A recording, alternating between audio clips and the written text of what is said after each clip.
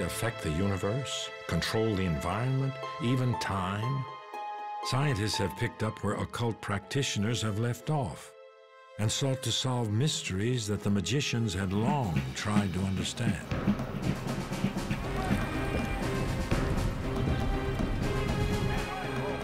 March 17th, 1863. John Pelham leads his company into the Battle of Kelly's Ford on a field in Virginia. Pelham was famed for his courage, but this was to be his final battle. More than a century later in Chicago, Illinois, Margaret Barrett feels a searing pain in her head. Could this nurse from the Midwest and a Civil War major have some connection? Margaret believes she was the major in a past life. When people have an experience of a past life, the truth is unshakable. It's a self-evident truth, and anybody could doubt the existence of that past life. But the people who have had the experience, you're not going to shake that truth from them. They know. Most believe otherwise, but men like Isaac Newton, Galileo, Carl Jung are responsible for creating some of science's biggest breakthroughs that were once considered mystical. Now, how do you know some of the things we now regard as supernatural and inconceivable may turn out to be perfectly valid, legitimate science 50 years from now? Ever since the Renaissance, scientists have pushed far beyond accepted boundaries. Before the age of technology, scientists relied on belief and intuition. The original occultists believed the universe was a field of consciousness that they could access to decipher the work of the gods. We think we are separate from each other. We're actually just part of one great universe. And that was a kind of core idea that the occult magicians had. They expressed it beautifully at one point by saying, as above, so below. It really means that wherever you look, the patterns will be the same at the microscopic level, at our level, and at the cosmic level. These magicians believed that the universe and the mind were linked, a connection that quantum physicists are still trying to prove.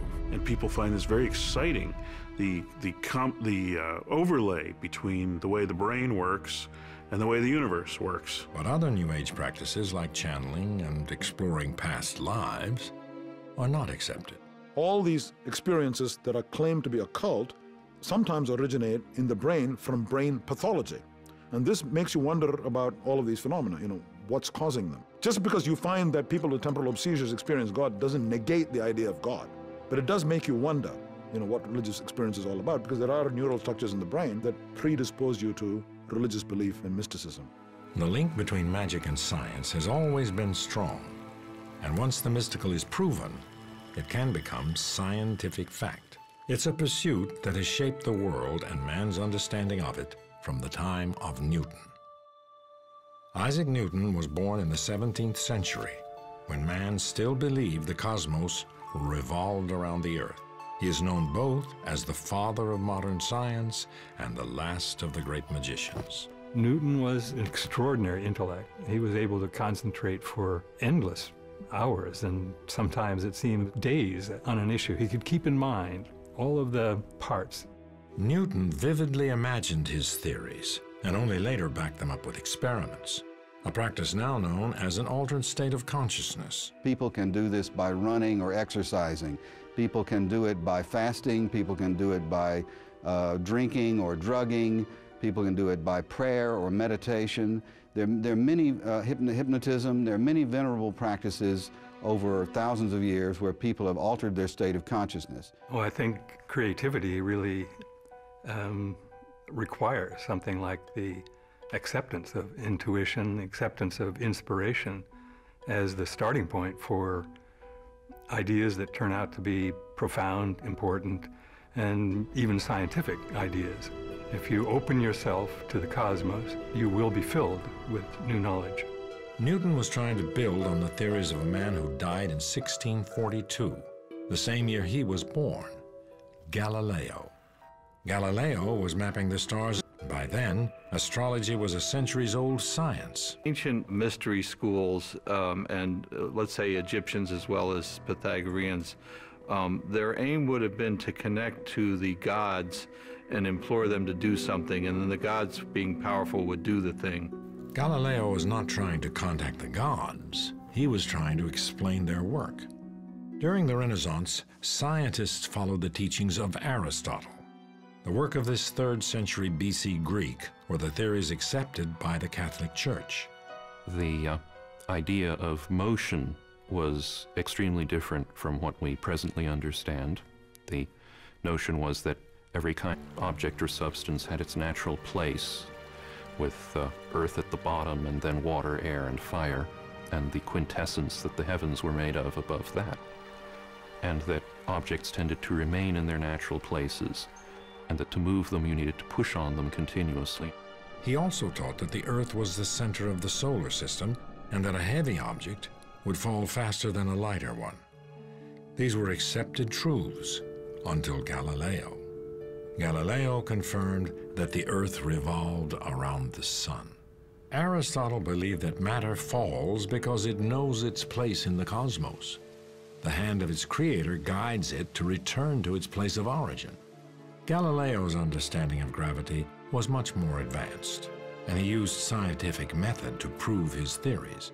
Aristotle, who was a great thinker, believed that heavy objects fall much faster than light objects. And he needed 5 minutes to test this. All he needed was 5 minutes to go up in a building, take a rock, take a pea, and drop them at the same time. He never did. And the reason is the concept of an experiment is alien to the human mind. But not to Galileo.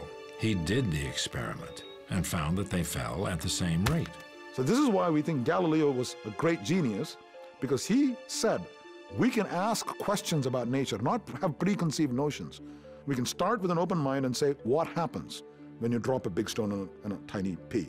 And lo and behold, he found something counterintuitive, which anybody can test and verify. Galileo thoroughly discredited the sacred Aristotelian worldview of the Church and paid dearly for it.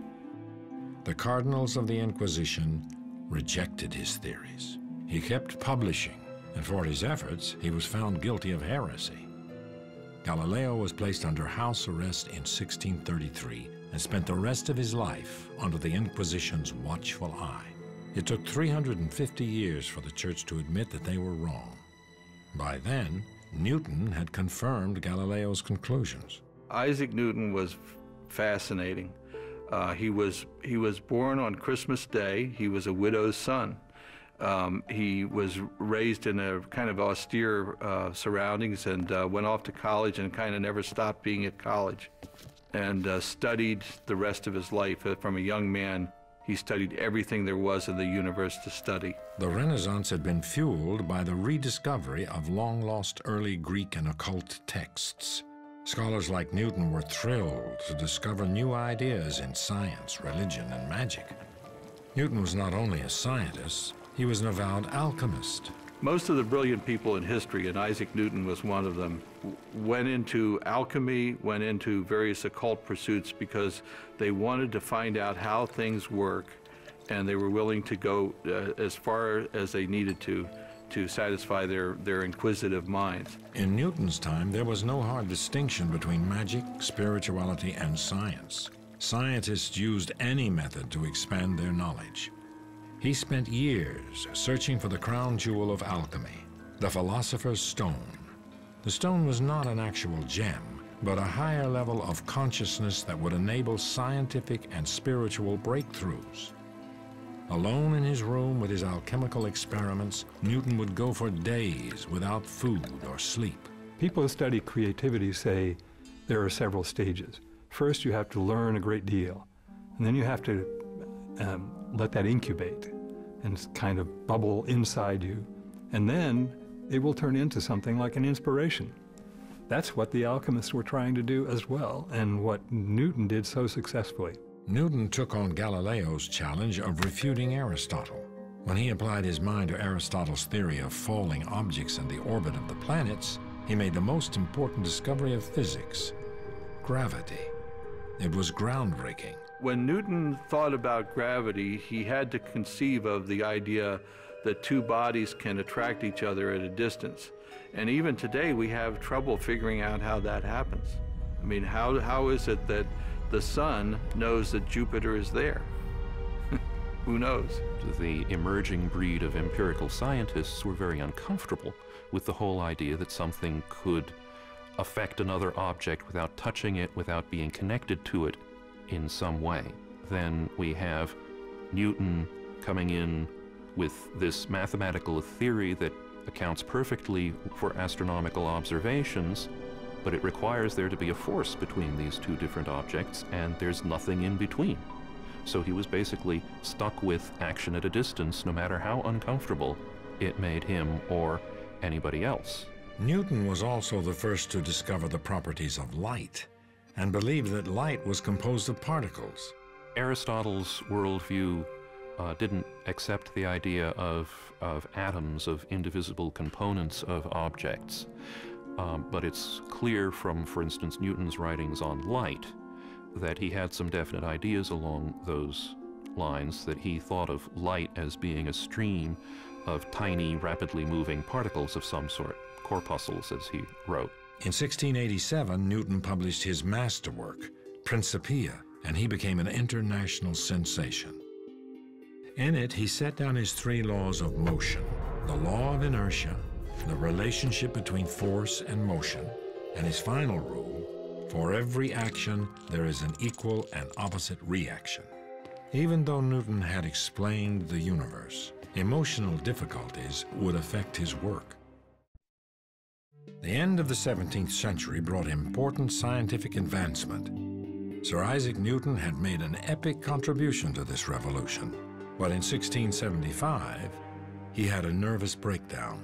He had a number of things that happened to him all at once. He became depressed and holed up in his apartment and couldn't be brought out. He had to be dragged out of there by his friends. The legend goes that he had been practicing actual alchemy with chemistry, and that the fumes may have made him somewhat crazy or psychotic. There's all kinds of ways to read that, and he might have had simply a nervous breakdown. Newton never made another scientific breakthrough, but his work would endure.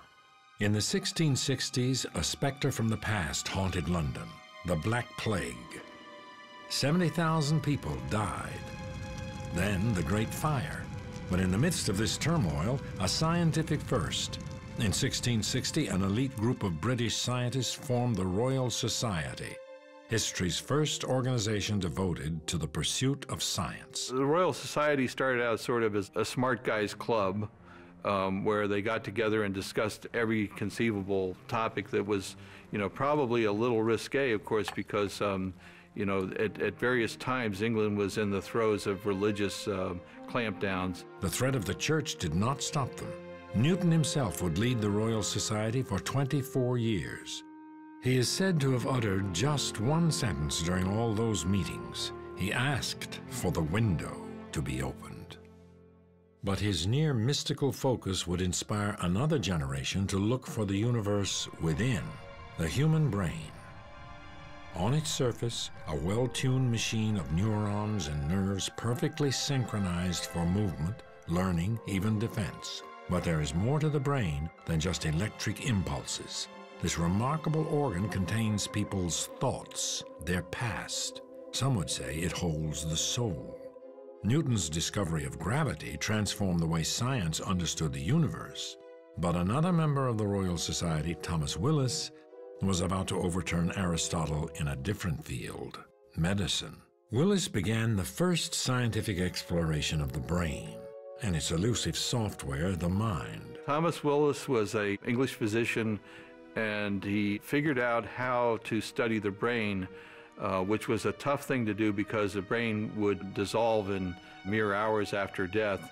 Progress in medicine had been hampered by a long-standing taboo against dissection of the human body. It took a certain relaxation of the rules to ever get dissection to happen. A lot of times the practitioners were, in fact, criminals. They were declared to be criminals even though they were scientists. It was against the law and every other thing to dissect the human body. Until the Renaissance, doctors believed Aristotle's view that the heart was the home of the mind. Few in medicine were able to conceive that the shapeless white mass inside the skull could possibly be the seat of reason and artistic expression. Willis suspected that the brain held more than his colleagues assumed. So he figured out a way to preserve it and then was able to distinguish all of the parts of the brain which nobody had really come to grips with before. Like Newton, Willis was an alchemist willing to experiment to get to the truth. Willis was the first to dissect the nerves leading to the brain. He explained how they functioned together. His lectures held his audiences spellbound. In 1664, he published Cerebrae Anatomy, at the time the most comprehensive study of the brain. A young student named John Locke built on his work and investigated the nature of thinking itself. Locke was primarily a philosopher. In 1660, he published his Essay Concerning Human Understanding, distancing himself from Aristotle. Locke really challenged the Aristotelian notion that ideas were innate in the human mind, and instead focused on the development of ideas and the developmental process and the ways the brain apprehended the universe. It was really one of the first efforts to describe a neuroscience and what the brain actually does. Neuroscience became a new discipline that is still full of mystery. I think it's true that there's the brain, there are neurons firing, and there's the mind. Okay, but regarding the mind itself, we have barely scratched the surface of how it works. What do you mean by creativity? What do you mean by consciousness? What do you mean by self-awareness? Scientists now understand how much of the brain works inside the skull, but are still trying to discover how the mind can affect the world outside of its casing. In Paris, medical astrologer Franz Anton Mesmer stumbled almost by accident upon hypnosis. At the time, Mesmer was experimenting with magnets as a means of curing illness. Well, Franz Mesmer would have people sit in a tub, and he used magnets with these tubs, and it was often referred to as anomagnetism, which is interesting because magnets have recycled again today, and medical doctors are using electromagnetism as a way of healing. Mesmer first believed that the magnets exerted the invisible force of animal magnetism. Later, he thought that the force emanated from within him, and he abandoned the magnets. In actuality, Mesmer had only rediscovered another lost occult art. The first induced hypnotic performance, recorded on papyrus in a British museum, was given at the court of Khufu in Egypt over 5,000 years ago. Later, seers at the Greek oracle of Delphi used self-hypnosis to foresee the future. Modern hypnosis, as practiced in the United States, begins with Franz Mesmer. But if you go back even further, every culture has a way of going into a trance. It could be using music, it could be using dance, it could be sitting in meditation. His treatment became popular in the 1770s, and Mesmer's fame quickly spread as scores of patients claimed themselves cured through mesmerism. He was able to put people in a trance and suggest to them things that were good, like getting better, like healing. He became famous for that, and they actually had to have a committee of scientists, and that was actually Ben Franklin was one of the committee who tried to decide whether anything about this was real or not. They said, well, mesmerism works, but we think it works because of the imagination, not some other operative principle. Mesmer was dismissed by many as a quack, but in 1843, London surgeon John Elliotson began using what he called the mesmerizing coma to perform major surgery without pain. Anesthesia had yet to be invented, and Elliotson's technique resulted in more than 300 successful operations. Mesmer's influence was short-lived. With the discovery of ether, hypnosis was once again dismissed by traditional medicine. So rather than pick up on the idea that our beliefs can help us heal and help us recover, it discounted the work of Mesmer. But he had laid the foundation for modern hypnosis, a practice that is now accepted as a form of treatment by the medical establishment. Hypnosis relies on suggestibility, imagination. Our bodies can't distinguish between a real and imagined experience. For example, there was a recent study done with anger and heart disease. How researchers got people angry is they had them imagine situations that made them angry.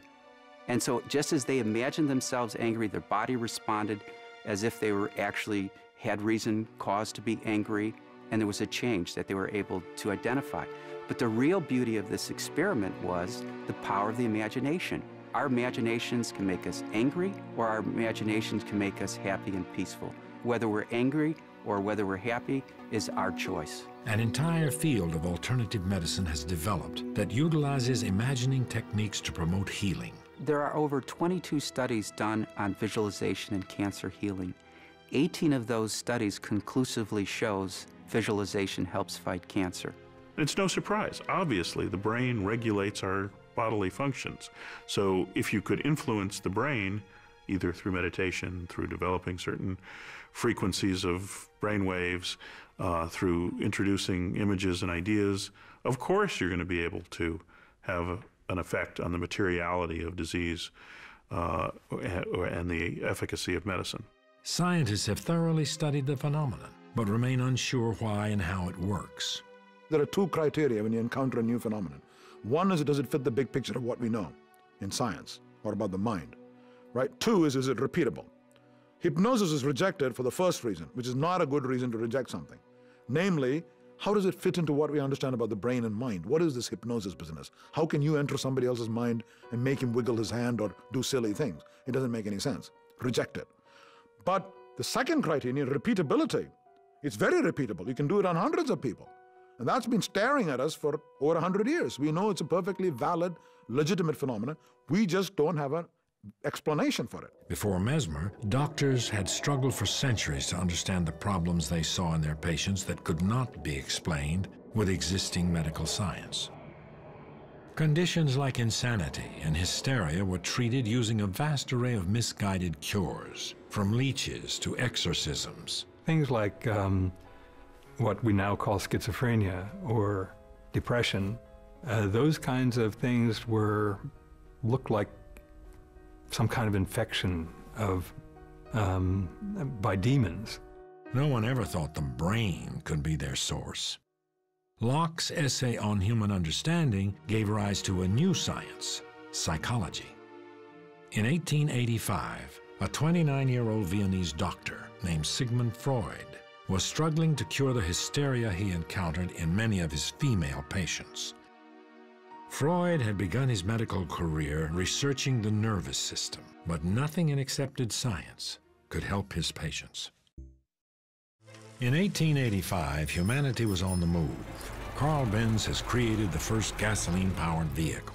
But Dr. Sigmund Freud was running into a brick wall, trying to help solve the emotional problems of his patients.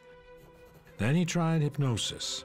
He put his patients under and found that they remembered past traumas.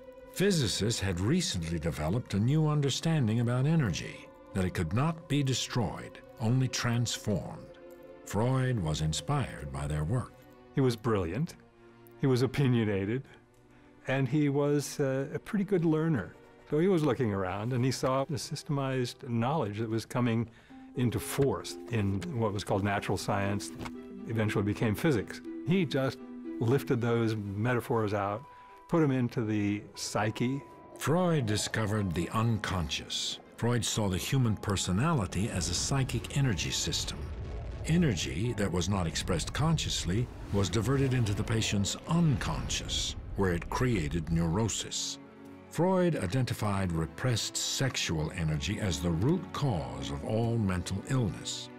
And his ideas are still very much in force. We still think about our deepest motivations being hidden and supplanted by replacement motives and so forth. That's a Freudian extrapolation of the physics model into a psychic domain. Freud invented psychoanalysis as a method for releasing the sexual traumas buried in the unconscious. This was the new frontier of the study of consciousness. And though much of Freud's work would eventually fall out of favor, his work provided the foundation for modern psychology. The conservative Freud would never have identified himself as an occultist. But one of his followers would prove to be both a pioneer in the field and an occult practitioner. He wanted to know everything about everything. He read everything. He traveled to Africa. He traveled to India. He traveled to America. He was somebody who had a voracious appetite for experience and for trying to understand the psyche in all times and places and all locations on the globe. Carl Jung was born 10 years before Freud invented psychoanalysis.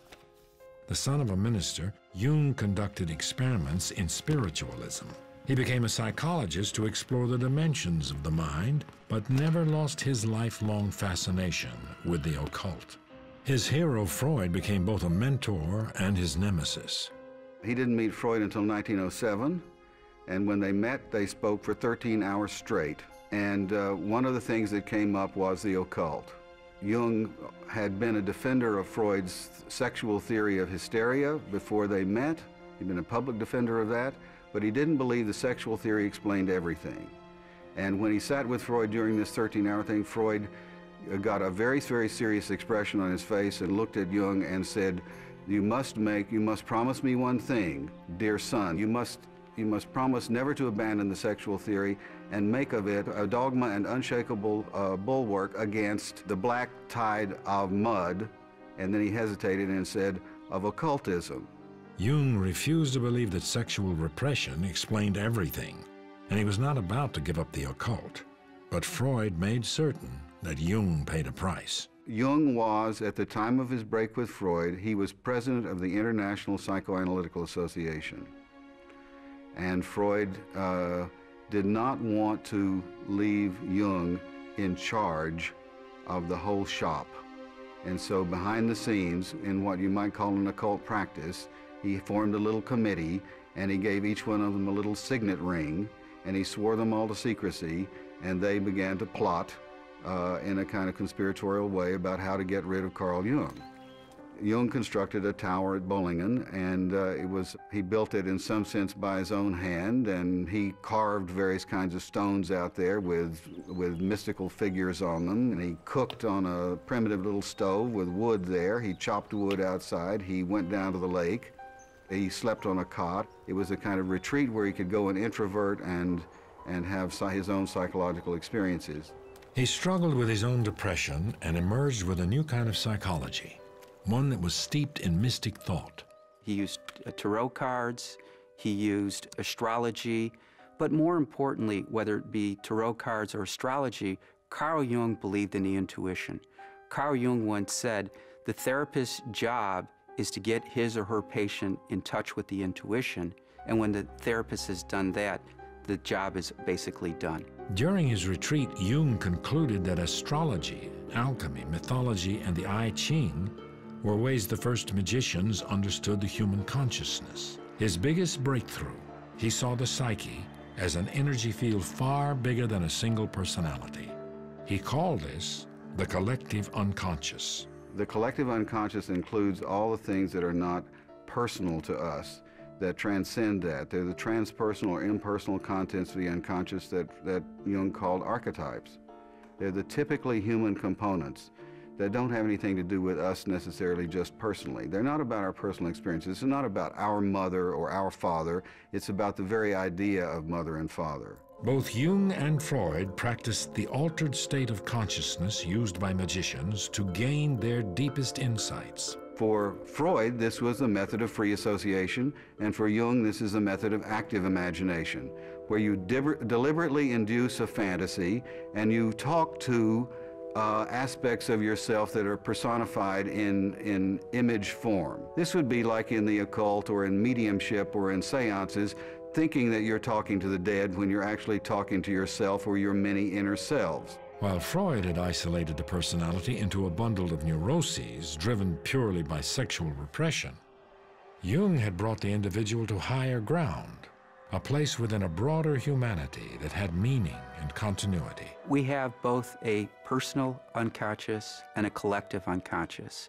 So the personal unconscious is more aligned with our soul, and then our collective unconscious is the wisdom, the archetypes, the myths, the universalities that anybody can tap into.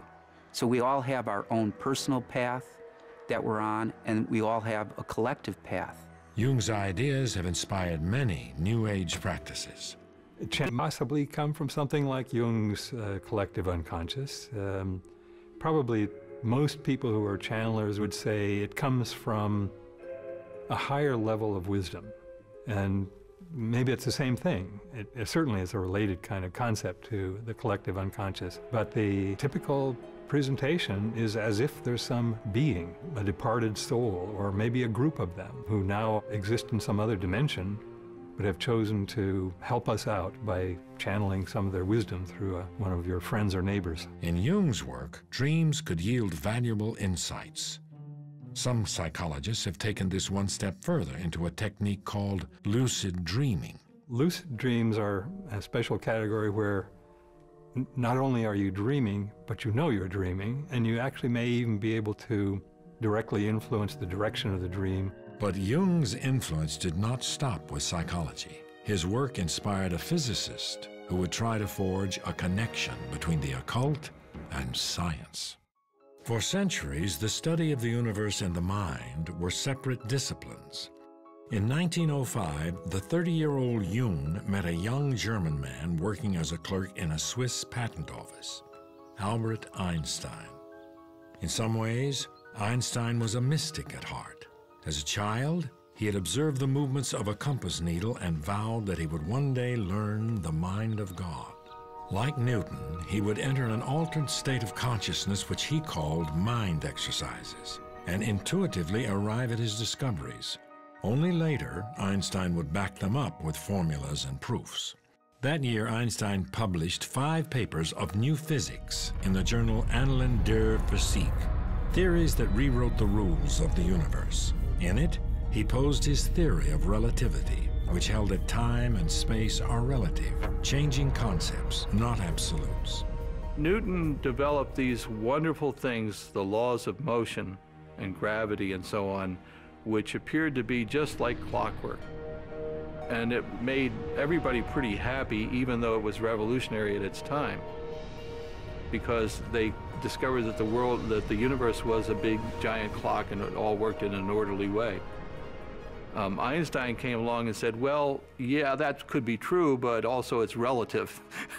And it turned it all upside down again. In Einstein's autobiographical notes, he would ask Newton for forgiveness for revolutionizing the science of physics. Einstein had finally solved a contradiction Newton had observed an age ago in the behavior of light, that it acted like a wave, but sometimes like a particle. And in the process, he finally proved Newton's intuition about the existence of atoms.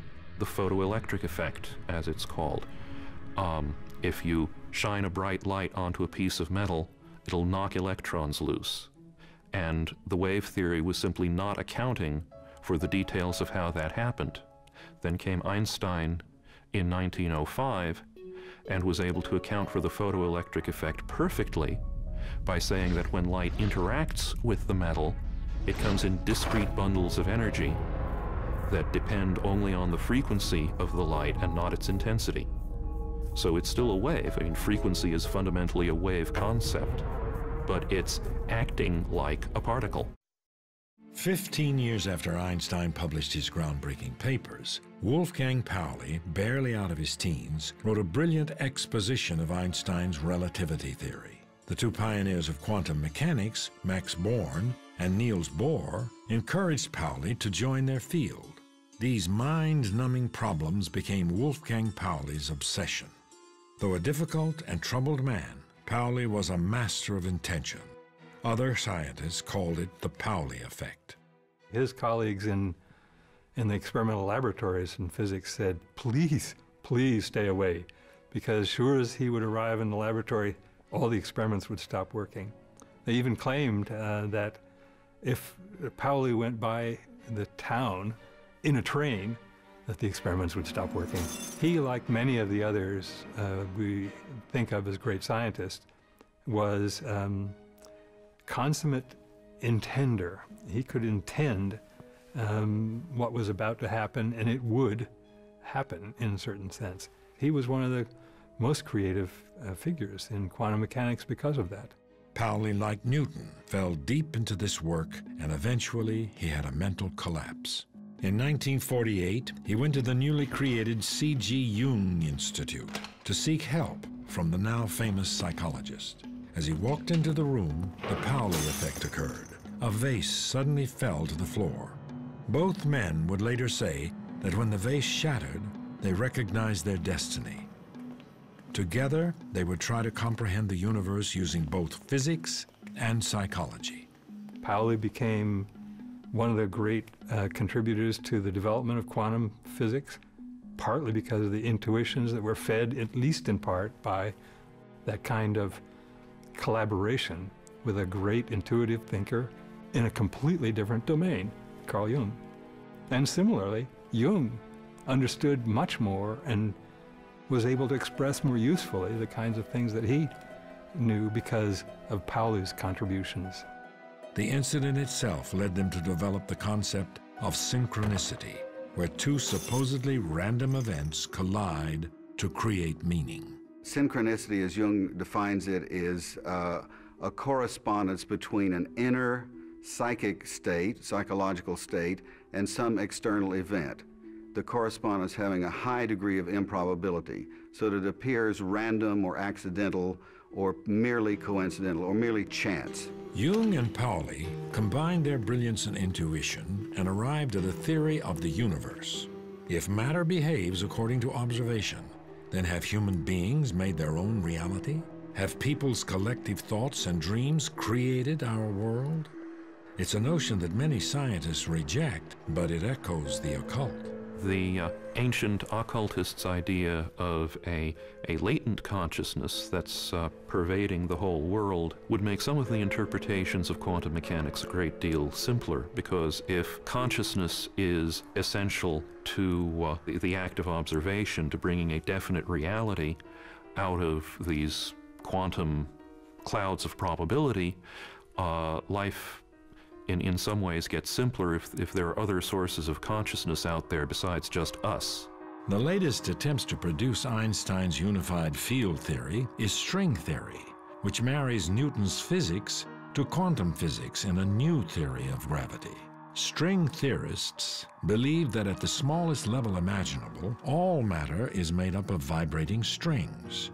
Those differences in observations in quantum physics are not due to the unconscious creating the universe, rather due to tiny variations in vibrations. String theory unifies the small and the large. We have Einstein's theory of general relativity, which is a theory of the gravitational force, and it works very well at explaining the large scale of the universe. We have quantum mechanics, which is the theory of the very small, and it also works extremely well. The trouble is these theories are not compatible. You cannot construct a theory of quantum gravity by any of the conventional approaches. String theory looks extremely promising in that regard because it is innately a quantum theory. If true, it implies a fascinating realm of parallel universes and multiple dimensions.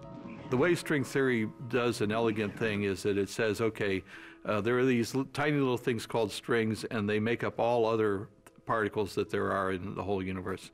And these strings are really just energy. And therefore, we've now gotten down to the very, very tiniest particle or element of what there is. And then since they're all just energy, we can think of ourselves as merely energy, which would be very satisfying for many people. There's a religious way to see that, and there's a chemical way and a physical way to see that. But these theories may never be proven. Scientists have affected our world with work that has at first appeared magical.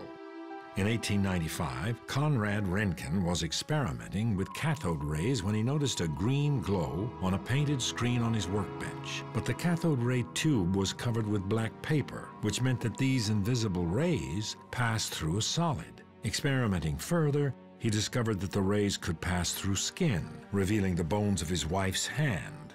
Imagine people's reaction to that. Imagine somebody told you, here's a table, and there's a drawer, and then inside it, there's some film, and I'm going to pass these mysterious rays through your hand and you see your bones.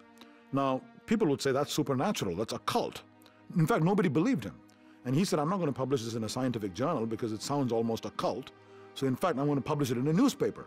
So he published it in his wife's hand in a newspaper, and you could see the bones of a hand, and it made history overnight. Röntgen's work could have easily been dismissed. Put yourself back at that time. Here are people talking about physics and balls moving, light and this and that, and somebody publishes a paper saying there are these rays that go through your hand, which is opaque, and show the skeleton, the bones of your hand. You'd have said, this is garbage. You know, I mean, this is occult, okay? But it turned out it's not occult, it's a real phenomenon. But the difference is it was immediately repeated by 1,000 laboratories all over the world. Will other occult beliefs become proven science? Originally from England, Margaret Barrett had little knowledge of the Civil War, but felt drawn to study it. One day she happened upon a picture of John Pelham and noticed a striking resemblance. The gallant Pelham, as he was known, was killed by a Union shell at the age of 24. Does he live on in Margaret? Margaret suffers from chronic migraines. She's had brain surgery for what I believe is the same injury that John Pelham died from. John Pelham died when a shell exploded in the back of his head and pressed in his skull. And Margaret has had the same problem through which she's had brain surgery. So what is to be made of Margaret's belief in the apparent connection between Pelham's death and her condition? When I do a past life regression, the first thing I do is try and create a bridge. The bridge is some connection from the current life to a past life. It could be a fear, a phobia, it could be a job, a relationship. It really doesn't matter. Sometimes even he had dreams turn into be bridges into the past life. So once I do a thorough history, then I start to hypnotize a person. So what we try and do with a past life regression is help people learn from their previous lives so they don't make the same mistakes in their current life. Are we left with imprints of those who lived before us? We have this action and intelligence at a distance. The thing is, we have to connect to it. We have to be conscious of this possibility. Will discovering past lives someday be as commonplace as X-rays? Most scientists reject the idea. In the case of Röntgen, you did the experiment, everybody could repeat it, we accept it. In the case of Galileo's small stone and big stone, any child can go and repeat it. But that's not always true. Let's take velocity of light, and Einstein said it's finite. It took very, very detailed quantitative experiments to prove that was correct. You can't just do it quickly. Maybe some of these phenomena are so elusive and so tiny that it's going to take ages to disprove. But this sounds like a cop-out to me. It just doesn't have a ring of truth. If you can't test a proposition, there's no way of testing it. It's not even part of our knowledge. It's as good as gibberish. Some explain past lives as simple associations. And you say, well, I have seen this before, and yet I couldn't have. How is that possible? Well, maybe it was my previous birth. That's the only way this could have happened. Because there's no way I could have met you, for example, prior to this evening, but I have this distinct feeling of having met you. How is that possible? Oh, maybe it was my previous birth. It's not your previous birth, it's your memory playing tricks on you. Progress has long been achieved by innovators who were willing to go far beyond accepted reality. In an interesting way, it almost seems that the evolution is really a kind of revolution, if you will. You sort of revolve through the same set of ideas, express them in different ways, find new tools for probing more deeply into the core understanding. But ultimately, we're looking at the same picture, the same universe, hopefully refining the understanding a bit, but we're working hand in hand with the ancient magicians. Today, the mind is as mysterious as the universe once was. Will scientists one day discover that human beings create their own reality? We're going to get some very big breakthroughs through science, but it's going to come by science looking at what some might call the occult. There's certain things that I find very interesting in New Age beliefs because I think they make explicit things that science just hasn't gotten to yet. I think everything that we don't have a scientific explanation for today we will eventually have a scientific explanation for. Only time will tell what breakthroughs are in store at the crossroads of science and the occult.